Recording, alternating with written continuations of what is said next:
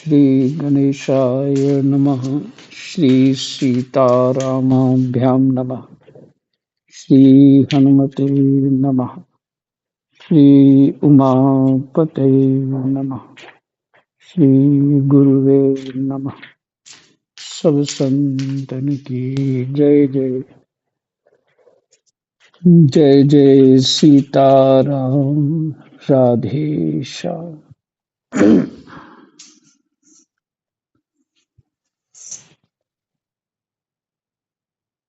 एकादश स्कंद 14वां अध्याय श्लोक नंबर 18 से पाठ होगा। कृष्णाय वासुदेवाय हरये परमात्मने प्रणतः क्लेशनाशाय गोविन्दाय नमो नमः। गोविन्दाय नमो नमः।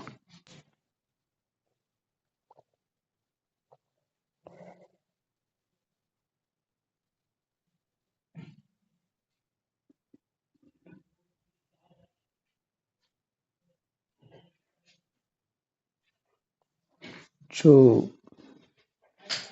भगवान ने ये 12 श्लोक से 17 श्लोक तक उपदेश किया उद्धव जी को,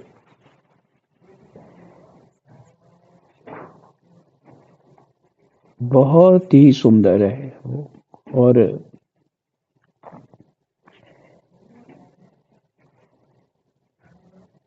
भगवत प्रेम ही सबसे ऊंची बात है और बाकी सब माया है। चाहे स्वर्ग का सुख हो,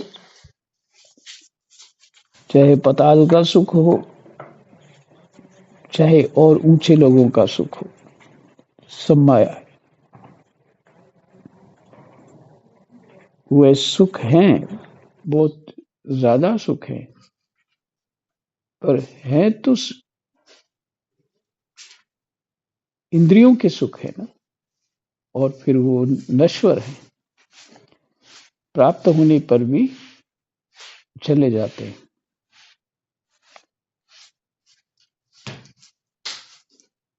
और वो जीवन में समय की व्यर्थता होती है। मैंने अनेक जन्म लिए और सिर्फ इंद्रियों के सुख भोगे और खत्म। फिर नया कार्य शुरू हो जाएगा। फिर पुण्य करो, फिर सुख लो, फिर पुण्य करो, फिर सुख लो। बस ये भगवान कहते हैं, ये जो लौकिक सुख है ये दुख ही है, सुख नहीं है।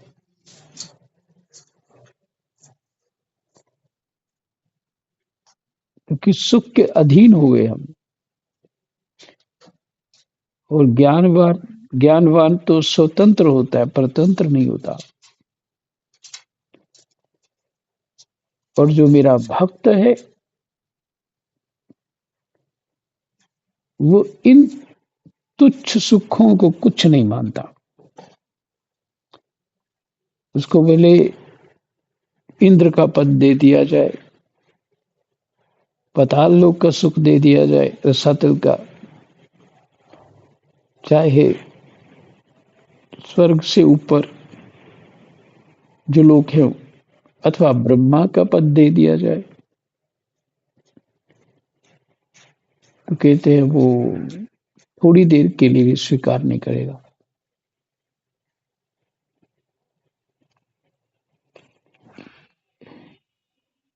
कहते ये सब नश्वर हैं सुख। तो जो अपने स्वरूप को प्राप्त हो जाता है वही निर्भय हो पाता है।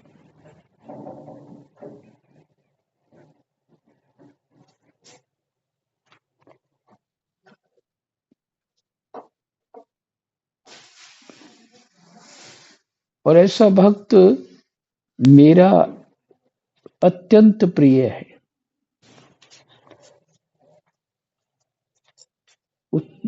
उतने भगवान कहते हैं मेरी अर्धांगिनी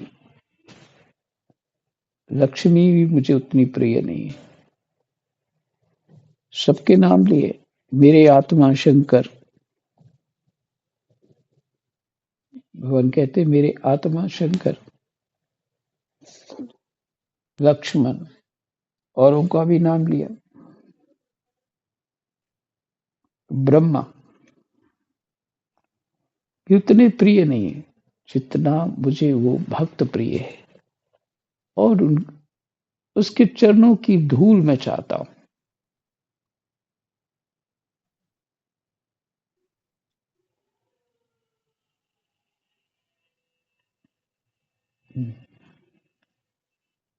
इस तरह से उस भक्त की भगवान ने प्रशंसा करी।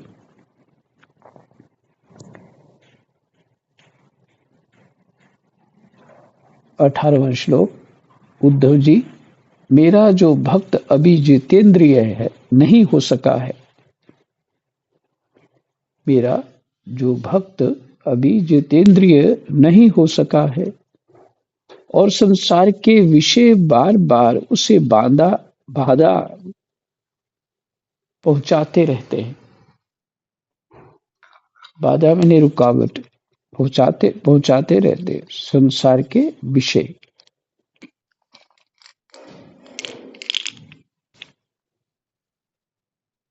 अर्थात अपनी ओर खींच लेते हैं।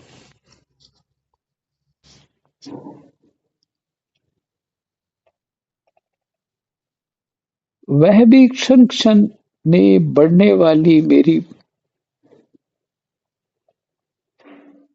प्रगल्भ भक्ति के प्रभाव से प्रायः विषयों से पराजित नहीं होता।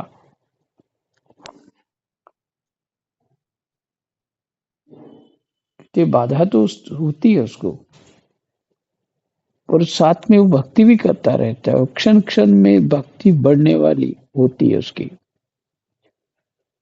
और फिर एक दिन उसको जीत लेता है अपनी इंद्रियों को, पराजित नहीं होता। उद्धव,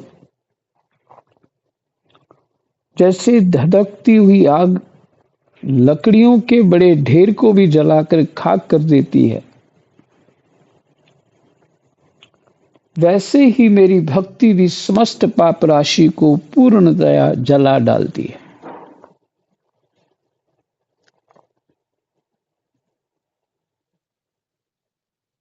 वैसे ही मेरी भक्ति भी समस्त पाप राशि को पूर्णतया जला डालती है।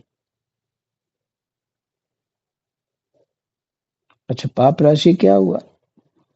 क्या है? वही अंतःकरण की अशुद्धि, मन के अभ्यास, चित्त के अभ्यास जो संस्कार बन के बैठे हुए हैं, बुद्धि की अज्ञानता और अहम बुद्धि मैंने अहंकार,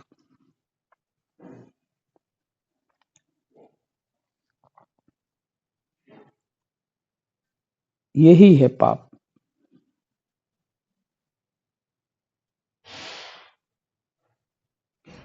जैसे धधकती हुई आग लकड़ियों के बड़े ढेर को भी जलाकर खाक कर देती है, वैसे ही मेरी भक्ति भी समस्त पाप राशि को पूर्णतया जला डालती है, अर्थात उसका भक्ति से अंतःकरण शुद्ध हो जाता है। उद्धव, जो योग साधन, ज्ञान विज्ञान, धर्मानुष्ठान, जप पाठ और तप त्याग मुझे प्राप्त कराने में उतने समर्थ नहीं है।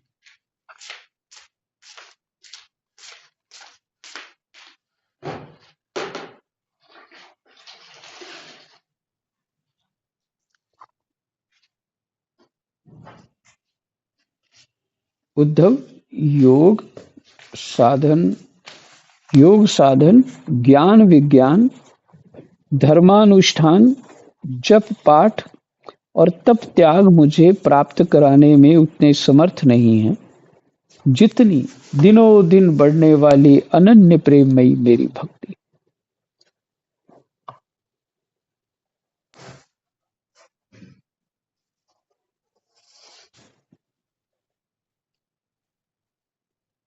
तो एक सरल व्यक्ति यही सोचता है कि भक्ति तो हम कर लेते,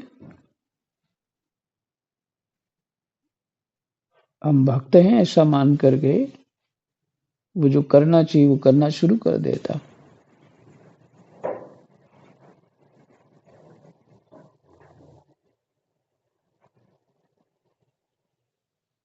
तो पर भक्ति प्राप्त हुई कि नहीं हुई अभी? भक्ति करना अलग बात है, वो हम कह रहे हैं कि हम भक्ति कर रहे हैं, पर भक्ति तुम्हारे भीतर है तो ये तो पता नहीं उसको, वो कह तो रहे हम भक्ति कर रहे हैं।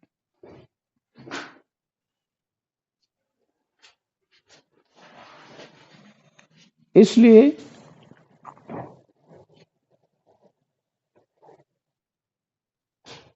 भक्ति का रस भी भक्त के संग से ही प्राप्त होता है, समझ आती है भक्ति की।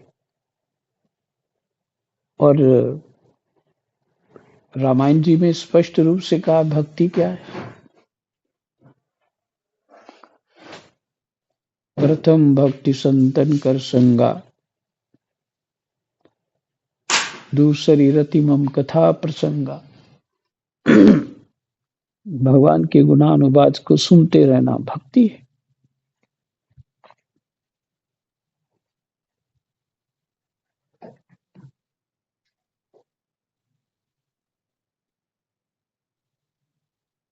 भगवान जी के गुणानुवाद को सुनते रहना भक्ति।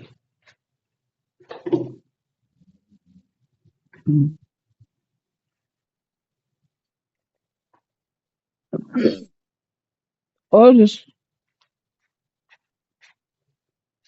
गुरुपद पंकज सेवा तीसरी भक्ति हमारी, इसलिए 9 प्रकार की भक्ति बता दी।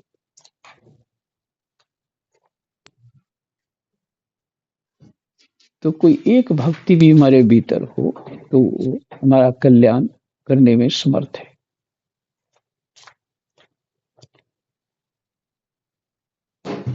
तो भगवान की कथा गुणानुवाद सुनते रहना चाहिए, सुनाते रहना चाहिए अथवा पढ़ते रहना चाहिए,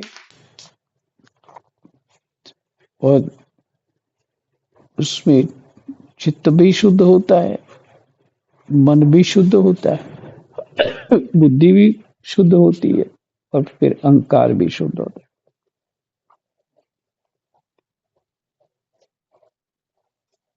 इसलिए कहा मेरी भक्ति भी समस्त पाप राशि को पूर्णतया जला डालती है। उद्धव, योग साधन ज्ञान विज्ञान धर्मानुष्ठान जप पाठ और तप त्याग मुझे प्राप्त कराने में उतने समर्थ नहीं है जितनी दिनों दिन बढ़ने वाली अनन्य प्रेम में मेरी भक्ति। मैं संतों का प्रियतम आत्मा हूं, मैं अनन्य श्रद्धा और अनन्य भक्ति से ही पकड़ में आता हूं। ये है मंत्र। मैं अनन्य श्रद्धा और अनन्य भक्ति से ही पकड़ में आता हूं। मुझे प्राप्त करने का यह एक ही उपाय है। मेरी अनन्य भक्ति उन लोगों को भी पवित्र जाति दोष से मुक्त कर देती है जो जन्म से ही चांडाल हैं, उनको भी जाति दोष से मुक्त कर देती है। इसके विपरीत जो मेरी भक्ति से वंचित हैं, उनके चित्त को सत्य और दया से युक्त, उनके चित्त को सत्य और दया से युक्त, धर्म और तपस्या से युक्त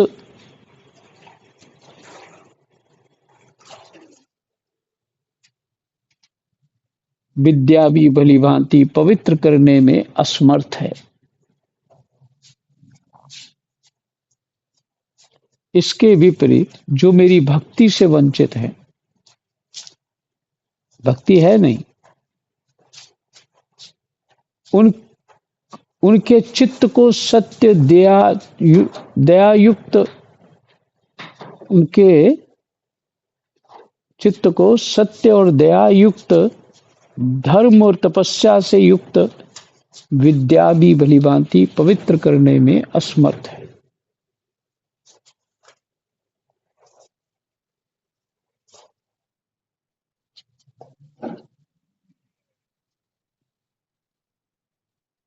भक्ति,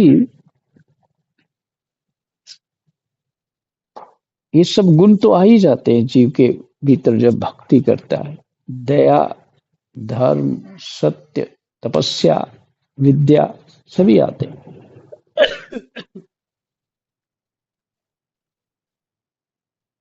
पर केवल ये गुण हो, विद्या भी हो, पर भक्ति ना हो,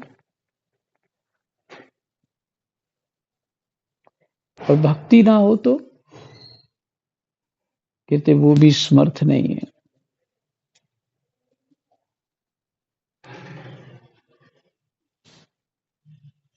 जब तक सारा शरीर पुलकित नहीं हो जाता,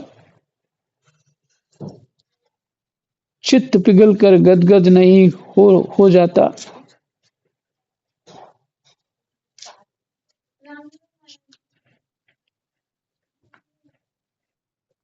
चित्त पिघल कर गदगद नहीं हो जाता, आनंद के आंसू आंखों से छलकने नहीं लगते, आनंद के आंसू आंखों से छलकने नहीं लगते, तथा अंतरंग और बहिरंग भक्ति की बाढ़ में चित्त डूबने उतराने नहीं लगता, तब तक इसके शुद्ध होने की कोई संभावना नहीं है।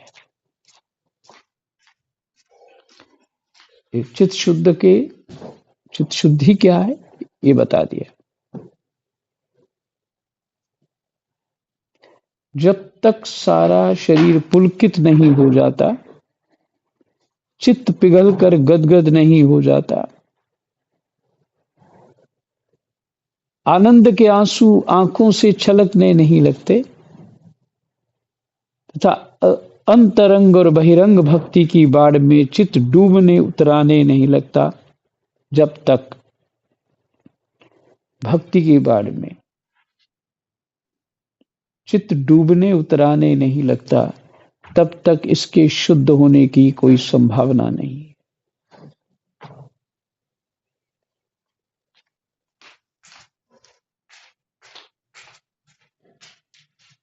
शुद्धि तो वही मानी जाएगी ना जिसका चित्त परमात्मा में लग गया, वही चित्त शुद्ध है।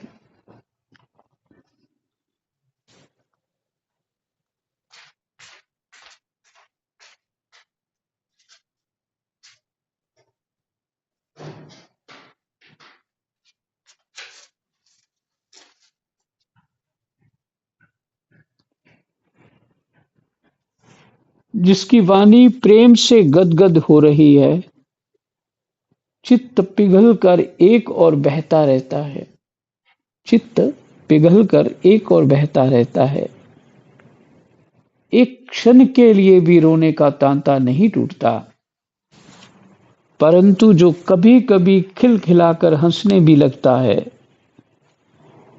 कहीं लाज छोड़कर ऊंचे स्वर से गाने लगता है, तो कहीं नाचने लगता है, भैया उद्धव, मेरा वह भक्त न केवल अपने को बल्कि सारे संसार को पवित्र कर देता है। ये कौन कह रहे हैं? भगवान जी कह रहे हैं।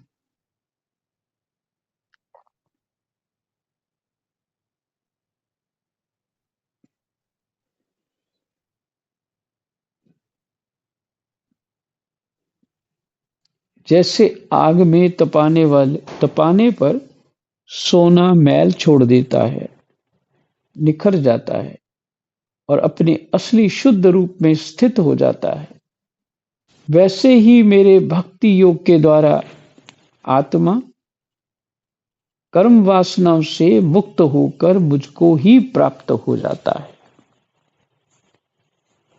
आत्मा कर्म वासनाओं से मुक्त होकर मुझको ही प्राप्त हो जाता है, इस तरह के भक्ति योग से। क्योंकि मैं ही उसका वास्तविक स्वरूप हूं। भगवान कहते मैं ही उसका वास्तविक स्वरूप हूं। हर जीव का वास्तविक स्वरूप भगवान ही है। उद्धव जी, मेरी परम पावन लीला कथा के श्रवण कीर्तन से ज्यों-ज्यों चित्त का मैल धुलता जाता है।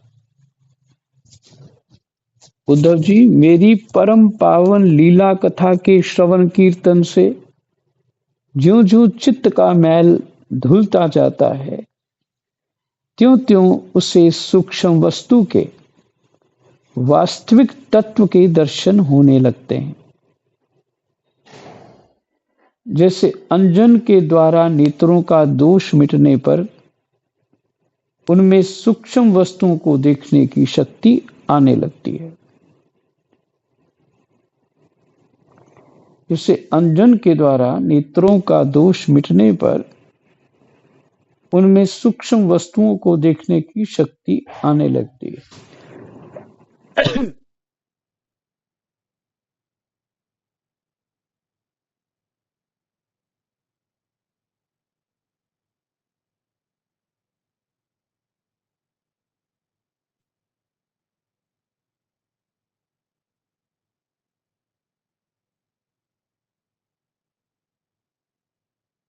जो पुरुष निरंतर विषय चिंतन किया करता है, उसका चित्त विषयों में फंस जाता है।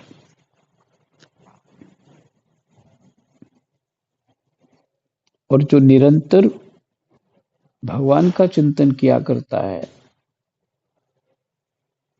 उसको भक्ति प्राप्त हो जाती है। जो पुरुष निरंतर विषय चिंतन किया करता है, उसका चित्त विषयों में फंस जाता है।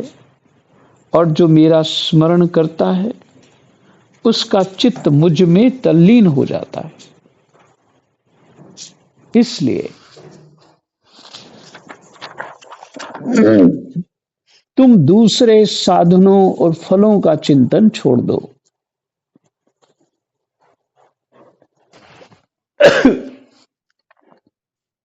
एक प्रश्न था ना उद्धव जी का पीछे,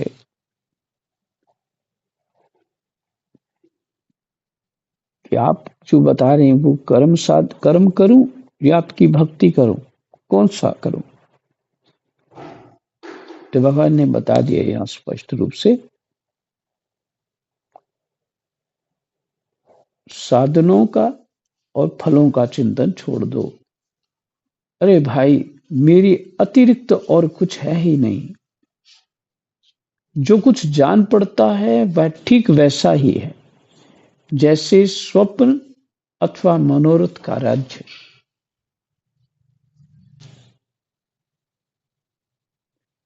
जो कुछ जान पड़ता है, जो हम अपनी स्थिति को मान रहे हैं, वो स्थिति सत्य नहीं है, स्वप्न के समान है। ये मनोरथ का राज्य है।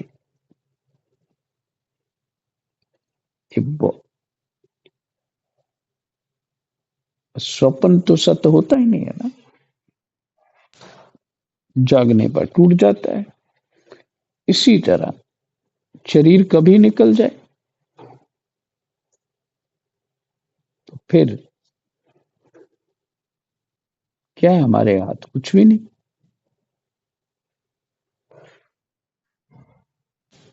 इसलिए भगवान कहते हैं विषय चिंतन को छोड़ो। इसलिए मेरे चिंतन से तुम अपना चित्त शुद्ध कर लो और उसे पूरी तरह से एकाग्रता से मुझ में ही लगा दो। संयमी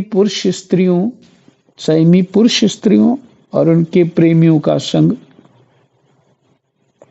दूर से ही छोड़कर पवित्र एकांत स्थान में बैठकर बड़ी सावधानी से मेरा ही चिंतन करे।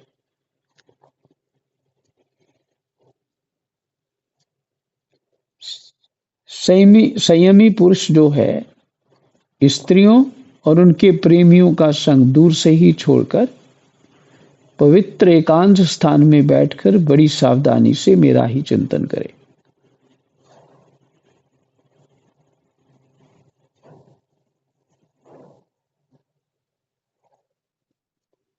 अच्छा, पुरुष के लिए विषय हो गया स्त्री, स्त्री के लिए विषय हो गया पुरुष। तो अपनी शरीर के अनुसार घटा लेना चाहिए इसको। प्यारे उद्धव, स्त्रियों के संग से और स्त्री संगियों के लंपटों के संग से पुरुष को जैसे कलेश और बंधन में पड़ना पड़ता है, वैसा कलेश और फंसावट और किसी के भी संग से नहीं होती। ये भगवान ही जाने क्यों लिखा।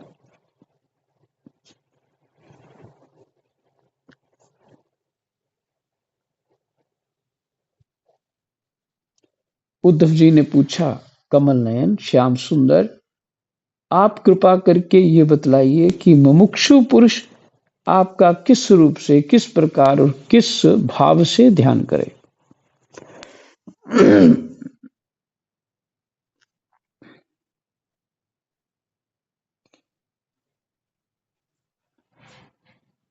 उद्धव जी ध्यान विधि पूछ रहे हैं। भगवान श्री कृष्ण ने कहा, प्रिय उद्धव, जो ना तो बहुत ऊंचा हो और ना बहुत नीचा ही, ऐसे आसन पर शरीर को सीधा रखकर आराम से बैठ जाए, हाथों को अपनी गोद में रख ले और दृष्टि अपनी नासिका के अग्रभाग पर जमावे।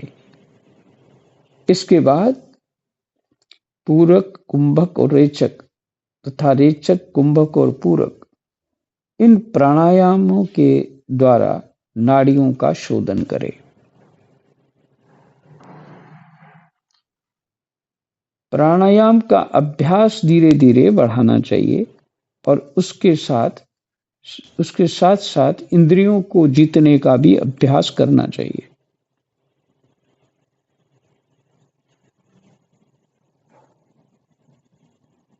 हृदय में कमल नालगत पतले सूत के समान ओंकार का चिंतन करे। प्राण के द्वारा उसे ऊपर ले जाए और उसमें घंटानाद के समान स्वर स्थिर रखे।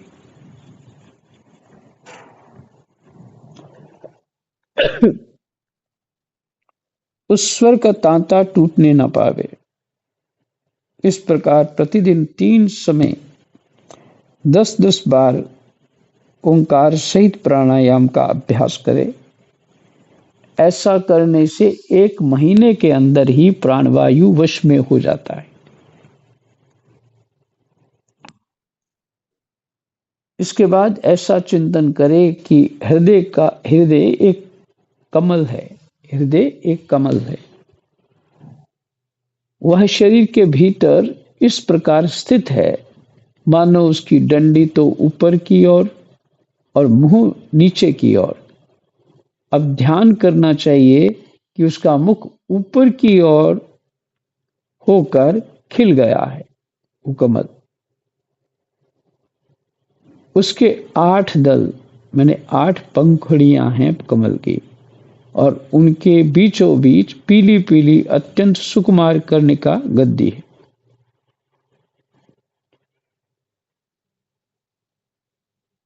कर्णिका पर क्रमशः सूर्य, चंद्रमा और अग्नि का न्यास करे मनोमन, मन से ही।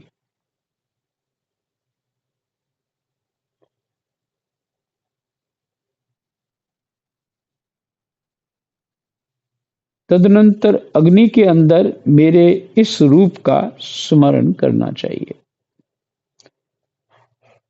पहले सूर्य सूर्य उस गद्दी पे है,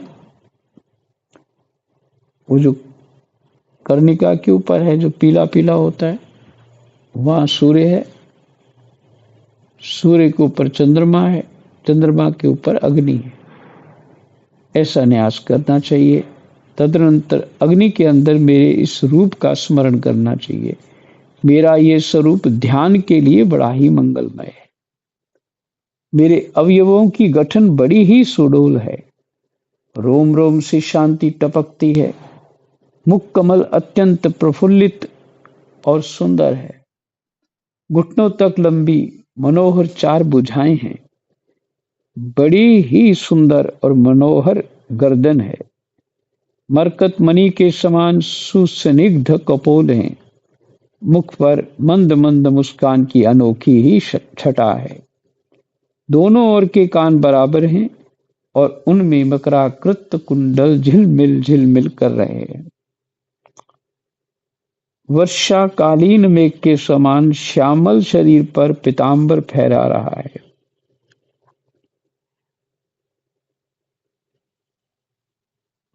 श्रीवत्स एवं लक्ष्मी जी का चिन्ह वक्षा स्थल पर दाएं बाएं विराजमान है। श्रीवत्स दाएं तरफ है और लक्ष्मी जी का चिन्ह बाएं तरफ है, उनके वक्षा स्थल पर।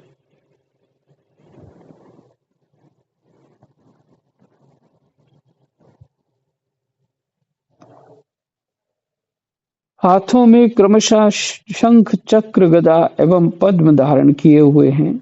गले में वनमाला लटक रही है। चरणों में नुपुर शोभा दे रहे हैं। गले में कौस्तुम मणि जगमगा रही है। अपने अपने स्थान पर चमचमाते हुए किरीट कंकन करधनी और बाजूबंद शोभायमान हो रहे हैं। मेरा एक एक अंग अत्यंत सुंदर एवं हृदयकारी है। सुंदर मुख और प्यार भरी चितवन कृपा प्रसाद की वर्षा कर रही है। उद्धम मेरे इस सुकुमार रूप का ध्यान करना चाहिए और अपने मन को एक एक अंग में लगाना चाहिए।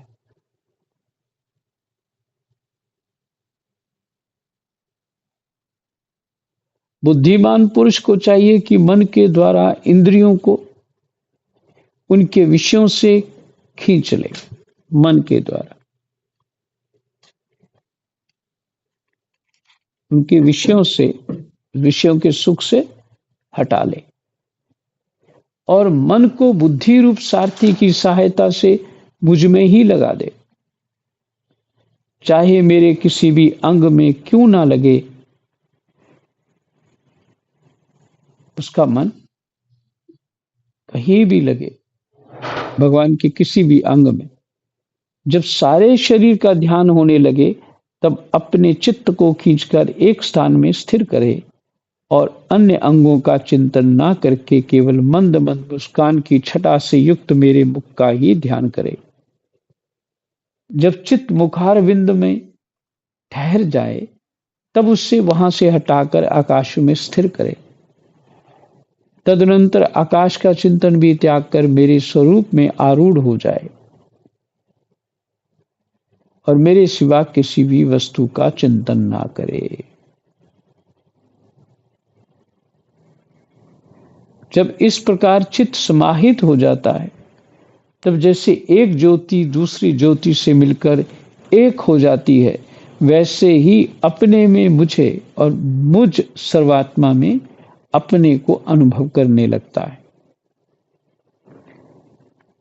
जो योगी इस प्रकार तीव्र ध्यान योग के द्वारा मुझ में ही अपने चित्त का संयम करता है, उसके चित्त से वस्तु की अनेकता, तत्संबंधी ज्ञान और उनकी प्राप्ति के लिए होने वाले कर्मों का भ्रम शीघ्र ही निवृत्त हो जाता है। जय जय सीताराम, राधे श्याम। 14वां अध्याय विश्राम हुआ। कृष्णाय वासुदेवाय हरये परमात्मने प्रणतः क्लेशनाशाय गोविन्दाय नमो नमः। गोविन्दाय नमो नमः।